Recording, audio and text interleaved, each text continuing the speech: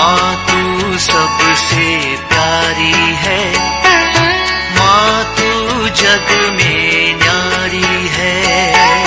माँ तू सबसे प्यारी है, माँ तू जग में न्यारी है। अपने आंचल में रखना, अपने आंचल में रखना, हमें वरदानों से भरना। माँ तू सबसे प्यारी है, माँ तू जग में न्यारी है। माँ तू सबसे प्यारी है, माँ तू जग में न्यारी है। Mr. Rajan Samuel, a great missionary in Hindi heartland, first class with distinction.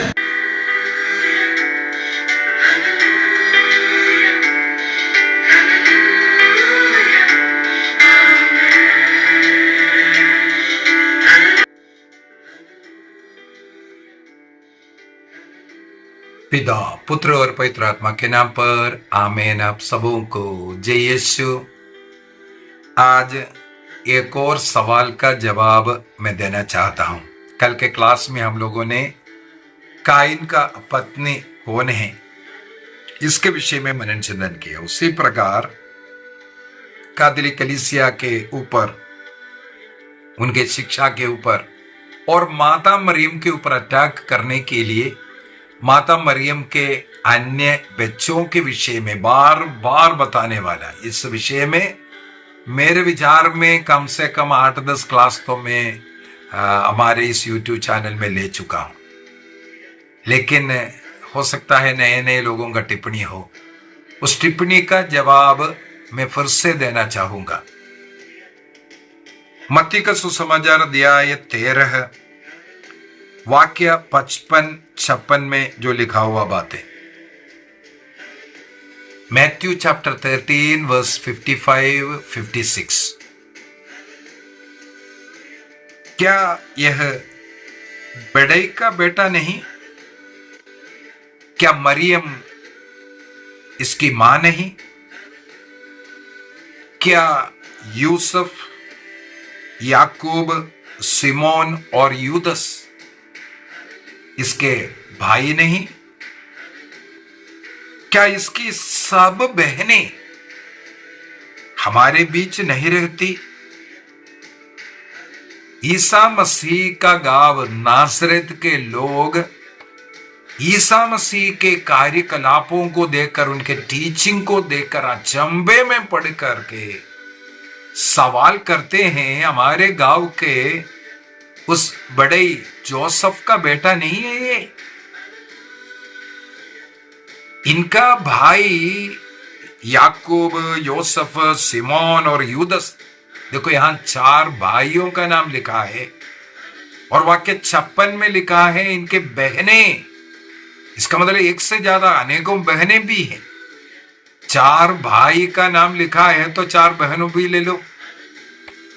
इस प्रकार 8, कम से कम 8 और बच्चों की मां ईसा मसीह के भाई बहनों के विषय में लिखा। मरियम कन्या नहीं है, मरियम का और भी बच्चे हैं। यह बोल करके यीशु निंदा का बहुत बड़ा पाप कर रहा है। किसी पवित्र जीवन जीने वाली स्त्री को गलत चाल चलन करने वाली या वेश्या कह करके बोलना उस स्त्री और उसके परिवार, उसके प्रियजनों के खिलाफ सबसे बड़ा अपराध है। किसी का इस प्रकार मानहानि पहुंचाना।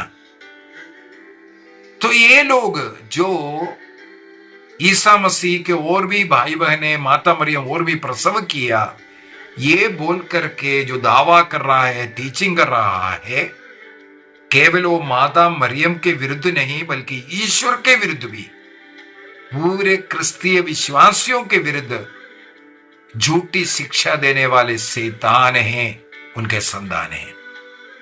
आज का क्लास आप ध्यान से फिर से एक बार सुन लीजिए, सीख लीजिए। पवित्र बाइबल को अच्छी तरह ना सीखने के कारण इस प्रकार का गलतियां हम लोग करते हैं। तो हम लोग इस प्रश्न की पृष्ठभूमि पर थोड़ा जाना चाहूंगा। ये जो मॉडर्न पेंटेकोस्टलिज्म मैं क्यों बोल रहा हूं, ये प्रोटेस्टेंटिज्म शुरू हुआ 16वीं सदी में मार्टिन लूथर के साथ।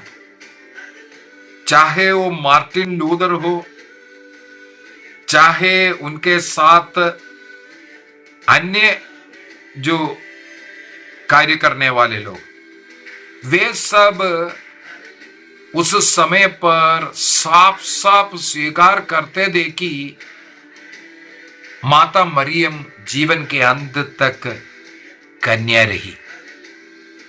मार्टिन लूथर के द्वारा लिखने वाला किताबें या उनका टीचिंग, इसको हम लोगों को सुनने की जरूरत है। वहां पर जो कुछ आपत्तिजनक बातें इन लोग जो उठा रहा है, मार्टिन लूथर कभी भी इस प्रकार का बातें नहीं किया। और उनका साथी जॉन कैल्विन, वो भी एक बहुत बड़ा मरियम भक्त व्यक्ति था। माता मरियम को जीवन के अंत तक कन्या है ये स्वीकार करने वाली। और उसी प्रकार उल्रिच जिंगली, वो भी एक बहुत बड़ा मरियम भक्त व्यक्ति था। ना मार्टिन लूथर, ना कैल्विन, ना जिंगली कभी माता मरियम के पवित्रता के खिलाफ कोई भी शिक्षा नहीं दिया। यह शिक्षा शुरू हुआ है 20वीं सदी के बाद। उससे पहले माता मरियम को सब लोग स्वीकार करते थे कि वो कन्या थी। कैथोलिक कलीसिया को इस कारण ये घोषणा भी करना पड़ा माता मरियम का नित्य कन्यत्व के विषय में। अर्थात ईसा मसीह को जन्म देते समय, उससे पूर्व में और उसके बाद, ये तीनों अवस्था में, अर्थात माता मरियम जब ईसा मसीह को गर्भधारण किया या उससे पहले वो कन्या थी। बाइबल स्वयं बताता है कि कन्या के पास गब्रियल स्वर्गदूत आए, अर्थात माता मरियम गर्भवती हुई कन्यत्व में ही। और कई लोग बोलते हैं प्रसव के साथ ना ईश्वर के लिए सब कुछ संभव है। माता मरियम ने बोला भी, तब माता मरियम को स्वर्गदूत गब्रियल ने कहा ईश्वर के लिए सब कुछ संभव है। अर्थात जिस प्रकार वो गर्भ में गया कन्यत्व को भंग किए बिना, इसी प्रकार ईश्वर के लिए संभव है उनके गर्भ से बाहर आना। इसलिए कलीसिया स्वीकार करती है कि प्रसव समय भी मरियम कन्या रही और प्रसव के बाद जीवन के अंत तक ईश्वर ने उस कन्यत्व को भंग किए बिना उसे पवित्र रखी। यही है कलीसिया की शिक्षा। माता मरियम हमेशा हमेशा कुंवारी रही। कैथोलिक कलीसिया का धर्म शिक्षा ग्रंथ 499 से लेकर के 501 तक जो मैंने बातें बताया, जन्म से पहले, जन्म के समय और जन्म के बाद वो कन्या रही, इसे शिक्षा देते हैं। और सवाल है अभी फिर ये भाई बहन कौन है? मत्ती का सुसमाचार अध्याय 13 वाक्य 55-56 में लिखा हुआ 4 भाई और अनेकों बहनों के विषय में लिखा हुआ ये भाई बहन कौन है? मार्कुस का सुसमाचार अध्याय 6 वाक्य 3 में और गलातियों का पत्र अध्याय 1 वाक्य 9 में संत पौलुस भी लिख रहा है, एक याकूब का नाम, याकूब का भाई कर करके, याकूब का भाई। अभी हम उसी को पकड़ करके अगर देखें, संत पौलुस गलातियों को ये पत्र लिखा, उस समय पर संत पौलुस कहते हैं, संत पौलुस यरूशलेम गया करके। मैं थोड़ा सा उस पाठ को पढ़ना चाहूंगा। गलातियों का पत्र अध्याय 1 वाक्य 19, गलातियंस चैप्टर 1 वर्स 18 से पढ़ता हूं। वहां पर लिखा है, मैं 3 वर्ष के बाद केफस से मिलने यरूशलेम में गया और उनके साथ 15 दिन भी रहा। अभी वाक्य 19 में, प्रभु के भाई याकूब को छोड़कर, देखो, brother of Jesus Yakub, James, उन्हें छोड़कर मेरी भेंट अन्य प्रेरितों में किसी से नहीं हुई है, ये बता करके दे रहा है। अध्याय 2 का वाक्य 1 में भी लिखा है, 14 वर्ष के बाद फिर वो बरनबास के साथ यरूशलेम गया था। उस समय पर वो तीतुस को भी लिखा। इसका मतलब है संत पौलुस बार बार यरूशलेम जाता था, विशेषकर पेतरुस से मिलने के लिए, उनके जो भी कार्य है उसका रिपोर्ट देने के लिए, क्योंकि पेतरुस कलीसिया का मुखिया है। जब वहां पर पहुंचा, उन्हें याकूब मिला था करके। 14 वर्ष के बाद जब गया, वहां पर मुझे पढ़ने के लिए नहीं मिला, याकूब मिला है करके। ये याकूब जेम्स द जस्ट कर करके बाइबल में लिखा हुआ, brother of Jesus, James the just 12 प्रेरितों में प्रेरित नहीं है। ये याकूब का पत्र लिखने वाला जेम्स द जस्ट, यरूशलेम का पहला बिशप जेम्स द जस्ट, वही याकूब है। वो ईसा मसीह का भाई के रूप में यहां पर लिखा हुआ है। मैंने 4 याकूब के विषय में एक क्लास लिया था और उसके अंदर साफ साफ बताया भी था कि ये जो याकूब पहले ईसा मसीह का विरोध करता था, 12 शिष्यों में वो सम्मिलित भी नहीं है, लेकिन जब ईसा मसीह के मृत्यु को उसने देखा नहीं, सुना, और उनके तीसरे दिन जी उठना, बस ये ईसा मसीह की ओर वो ईश्वर था, ये विश्वास कर वो आया। और जब पेंतेकोस्त के समय, पेंतेकोस्त के बाद का समय, ये सब जो प्रार्थना में शिष्य लोग हैं, उनके बीच में ये याकूब ही था। इसलिए इस याकूब को, प्रेरित याकूब में और ईसा मसीह का भाई कर कर लिखने के कारण माता मरियम में जन्म लिया हुआ याकूब बोल करके देखना ये गलत रहेगा। अभी हम लोग कैसे इसको समझना है? कलीसिया के 4वीं शताब्दी से मुझे पढ़ने के लिए मिला है, बार बार इसकी घोषणा किया है, विशेष रूप से 649 का लैट्रन काउंसिल में औपचारिक रूप से जो 4 डोगमा, मरियम डोगमा में, ये सेकंड डोगमा के समान 649 में माता मरियम का वर्जिनिटी का, नित्य जीवन के अंत तक कन्या रही, इसकी घोषणा हुई है।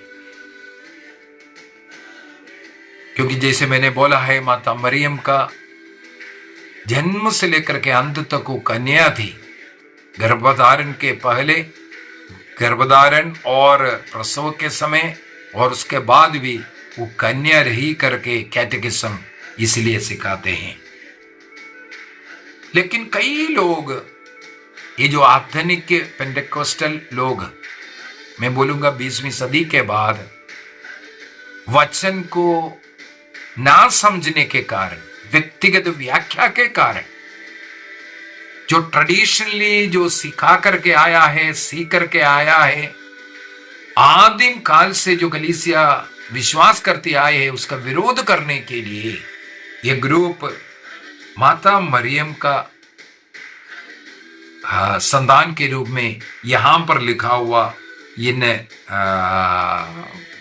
भाई बहनों को जोड़ते हैं। अभी उनके अज्ञानता का कारण क्या है?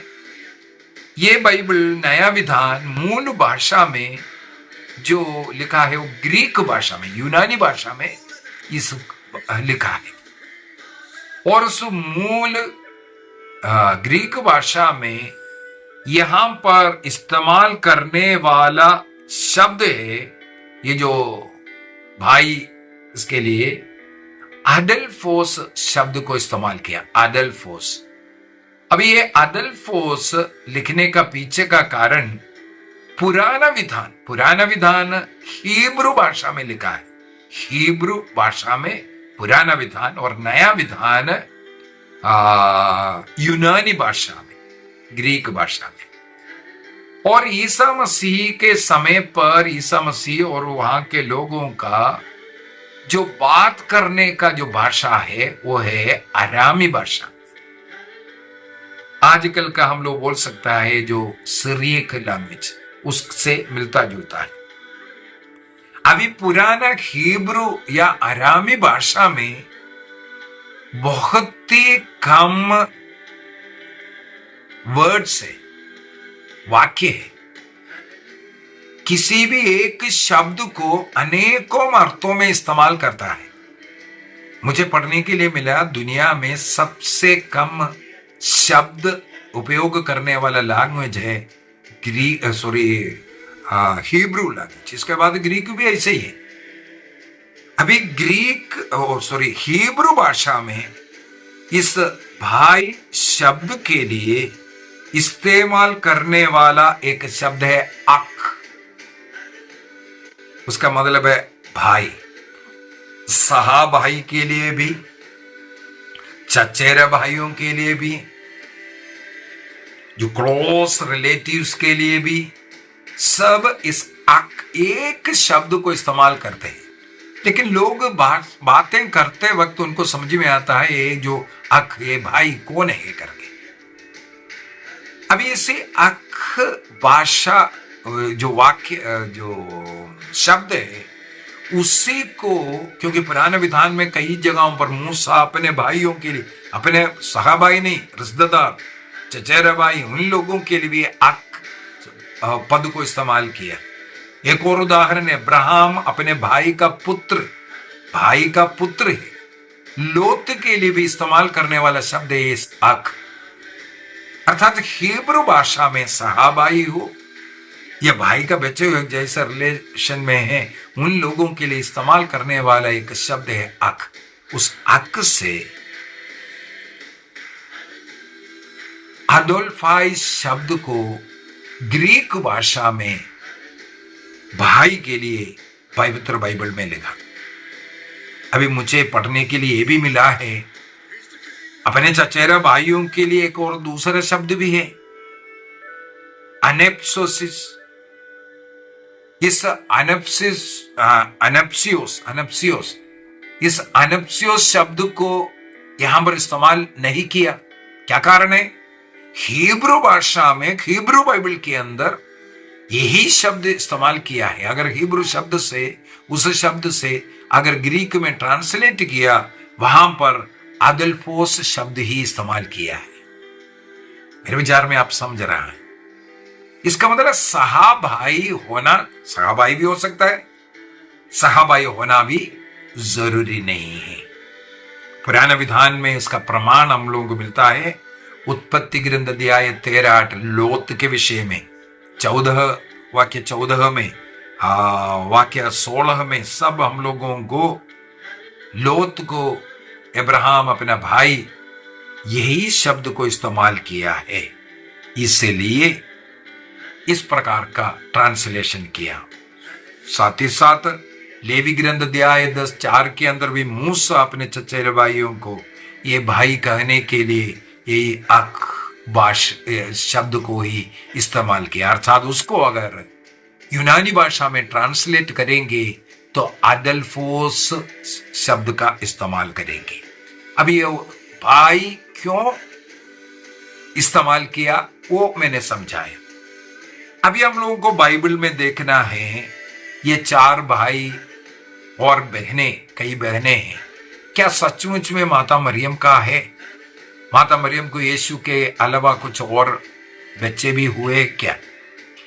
यदि हम मत्ती के सुसमाचार अध्याय 27 वाक्य 56, मैथ्यू चैप्टर 27:56 और मार्कुस का सुसमाचार अध्याय 15 वाक्य 40 को पढ़ेंगे, प्रभु ईसा मसीह के क्रूस आरोहण के समय पर क्रूस के पास खड़ी हुई स्त्रियों के विषय में लिखा है। उनमें से एक वाक्य 27 का 56 में, मार्कुस 15 का 40 में लिखा है, याकूब और योसेस की मां मरियम करके। इसका मतलब है जोसेफ और याकूब का मां मरियम क्रूस के पास, माता मरियम के साथ एक और मरियम खड़ी है, उनका भी नाम मरियम है और उनका बच्चे हैं याकूब और योसेस करके।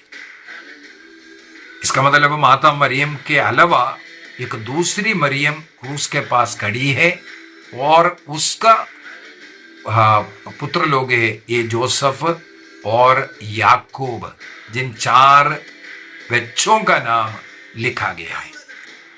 अभी दूसरी बात, योहन का सुसमाचार अध्याय 19 वाक्य 25 में क्रूसित प्रभु ईसा मसीह क्रूस के नीचे खड़ी मां को और उनके बगल में ईसा मसीह ने जिसको ज्यादा प्यार करता था उस योहन को, अर्थात जबदी के पुत्र योहन को देख करके मां से कहा ये तुम्हारा पुत्र है और उस शिष्य से कहा ये तुम्हारी मां है। अभी यहूदी परंपरा को समझने की जरूरत है। यदि माता मरियम को अन्य कोई संतान रहते तो यहूदी परंपरा में दूसरा एक व्यक्ति के बच्चे के हाथ में या दूसरे एक व्यक्ति है, दोस्त है, कोई भी हो, उनको अपनी मां सौंप नहीं सकता है, क्योंकि यहूदी परंपरा के अनुसार, इब्रू नियम के अनुसार अपने संतान ही अपने मां का देखभाल करना है। यदि ईसा मसीह के अलावा इतना 4 भाई और कुछ बहनें हैं तो अपने मां को ईसा मसीह जबदी के पुत्र योहन को नहीं सौंप सकता नियम के अनुसार। यदि कुछ लोग बोलता है इसके बाद अगर जन्म लिया, माता मरियम ईसा मसीह के मृत्यु के बाद गर्भधारण किया है, ऐसा बोलने वाला ये तो बोल नहीं सकता नासरत के लोग ईसा मसीह के भाइयों को देखकर ये 4 भाई और उनका नाम लिखना, मृत्यु के पहले ही बोला ना, इसलिए इसका मतलब मृत्यु के पहले ही इनके अनेकों बच्चे हैं। अब एक और उदाहरण उठाएं, ईसा मसीह 12 साल के उम्र में मंदिर में खो गया था। 3 दिन के बाद ईसा मसीह को मंदिर में पाते हैं और वहां पर लिखा है ईसा मसीह अपने माता पिता के साथ नासरत के और उनके अधीन रहे। ईसा मसीह का शरीर बुद्धि बढ़ता गया और ईश्वर तथा मनुष्यों के अनुग्रह में बढ़ता गया। यहां कहीं भी माता मरियम के अन्य संतानों के विषय में नहीं लिखा है। और हमें यह भी मालूम है ईसा मसीह के मृत्यु के पहले ही संत जोसेफ का मृत्यु हो चुका है। संत जोसेफ का मृत्यु ईसा मसीह के क्रूस मृत्यु के पहले हो चुका है। इसलिए भी ये भी प्रूफ है, इतना 7-8 बच्चे इस पीरियड के अंदर नहीं हो सकता। ये सब हम लोगों को बताता है कि इन 4 भाई और अनेकों बच्चों बहनों के विषय में लिखा है, ईसा मसीह का सहा भाई बहन नहीं है। अभी लूकस का सुसमाचार दिया 1 वाक्य 34 को देख लीजिए। गब्रियल स्वर्गदूत से माता मरियम के सवाल भी है, मैं पुरुषों को नहीं जानता। इसका मतलब, और बाइबल स्वयं बोलते हैं गब्रियल स्वर्गदूत को ईश्वर ने एक कन्या के पास भेजा है। विवाह के पहले, जोसेफ के साथ विवाह के पहले कोई बच्चा नहीं है, यह भी हम प्रूफ कर सकता है। अब जोसेफ का क्या रोल था ईसा मसीह के साथ? जोसेफ ईसा मसीह का पिता नहीं बल्कि पालक पिता या संरक्षक पिता उन्हें कहते हैं। वो एक प्रकार का जैविक पिता नहीं है बल्कि संरक्षक पिता के रूप में ही मानते हैं। अभी अगला कलीसिया का कुछ परंपरा चलते आ रहा है। कैथोलिक कलीसिया इसको आधिकारिक रूप से कभी भी नहीं सिखा रहा है, लेकिन कुछ परंपरा, कुछ बातें बता रहे हैं। किसके अनुसार है? एक प्रोटो इवांजेलियम ऑफ सेंट जेम्स बोल करके एक किताब है। कैथोलिक कलीसिया ने उसका मान्यता नहीं दिया। बार बार इसलिए बोल रहा हूं, ये कलीसिया का शिक्षा नहीं है। फिर भी हाँ, फलाना जगह पर लिखा हुआ है ऐसा बोल करके। वो क्या लिखा हुआ है? जोसेफ माता मरियम के साथ विवाह करने के पूर्व ही विवाहित था और उनका पत्नी का मृत्यु हो गया था। उनमें कई बच्चा था और उन्हीं बच्चों का नाम यहां पर लिखा हुआ है, जोसेफ का बेटा बोल करके, बच्चे बोल करके। इस बात को कैथोलिक कलीसिया स्वीकार नहीं करते हैं। Protoevangelium of Saint James Catholic कलीसिया स्वीकार नहीं किया हुआ किताब है। अभी कलीसिया के अनेकों चर्च फादर्स इसके विषय में लिखा है। 34वीं शताब्दी का संत जेरोम, अर्थात बाइबल की जो रचना कर करके हम लोगों को मिलने वाला आधुनिक जो बाइबल, विशेषकर जो लातीनी बाइबल हमें देने वाला संत है, संत जेरोम। वो 34वीं शताब्दी में एगनेस्ट हेल्विदियस बोल करके एक किताब में वो लिखा है, भाई या चचेरा भाई, ये सिद्धांत को बाइबल में, बाइबल का भाषा में किस प्रकार लिखा है उसको समझने से हमें पता चलेगा माता मरियम का ओरिजिनल संतान नहीं है। संत अगस्टिन, संत अम्ब्रोस, संत अथनेसियुस महान पंडित लोग हैं। वे लोग माता मरियम के नित्य कन्यत्व को स्वीकार किया है और कैथोलिक कलीसिया का शिक्षा सही है ये बोलने वाले लोग।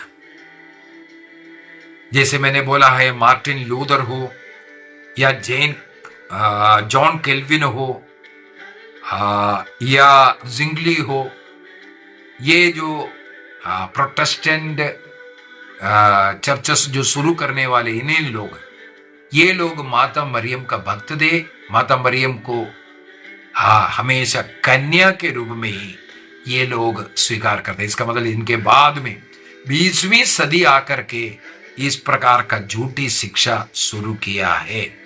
इसलिए जरूरी है माता मरियम के विषय में पुराना विधान क्या कहा, मैंने कई बार बोल करके दिया है। पुराने विधान में जो ईश्वर का मंजूषा माता मरियम के प्रतीक के रूप में है, जिस मंजूषा में ईश्वर का वचन रखा गया, माता मरियम में ईश्वर का शब्द देह धारण कर मनुष्य बना। उस मंजूषा को जितना अधिक भक्ति के साथ, पवित्रता के साथ उठाता था, उसको पवित्र मंजूषा कहता था। यदि उस पेटी लोहे का बना हुआ, लकड़ी का बना हुआ, और उस पेटी को इतना महत्व देता, इतना पवित्र मानता था, उस मां मरियम जिससे ईसा मसीह को जन्म देने वाला उस मंजूषा है, नए विधान की मंजूषा, जो प्रकाशना ग्रंथ अध्याय 11 वाक्य 19 से लेकर के अध्याय 12 वाक्य 2 तक अगर पढ़ करके जाएंगे, वहां पर हम लोगों को मिलेगा ये नई मंजूषा, नए विधान का मंजूषा पुराने विधान में एक टाइपोलॉजी के रूप में मिला था। इसलिए हम लोगों को विश्वास करना है, माता मरियम कन्या थी, जीवन के अंत तक कन्या थी, उनका कोई और पुत्र पुत्रियां नहीं थी। आइए हम अपनी आंखें बंद करें और कलीसिया की शिक्षा पर अड़ी रहने का, इस प्रकार के शैतानी शिक्षाओं से दूर रहने का हम प्रयत्न करेंगे। प्रभु हम सबों को आशीष दे, पिता, पुत्र और पवित्र आत्मा के नाम पर आमीन। आप सबों को जय यीशु।